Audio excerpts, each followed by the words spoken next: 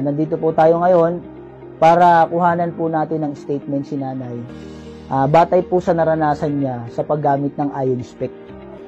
Marami pong salamat sa salamin na to. Ako ay may glaucoma. 2 taon ako nagagamit ng gamot. Halagang 2,200.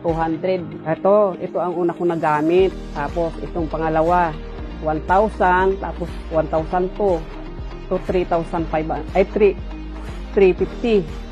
Yan ang ginagamit ko. Isang kinsinas lang yan. May glaucoma ako na hindi na raw magwagamot kundi mag-maintenance lang sa gamot. Talagang yung mata ko palaging lumuluha.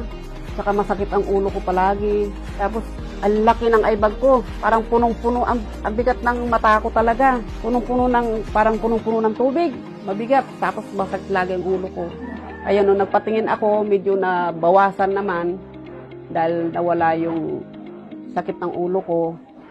Pero, yung pampatak ko naman, parang nagsawa na rin yung mata ko. Umaawas din parang nagluluhan na rin Mabigat na rin. At saka, ang laki-laki din ng eyebag ko. Saka hindi ako nakakatulog. Kula nung ginamit ko naman to, salamat naman sa Diyos, na hindi na ako nagagumastos ng malaki, buwan-buwan. Tapos, gumanda yung wala na yung pamumula, wala na yung, yung sakit, saka yung kati. Nangangat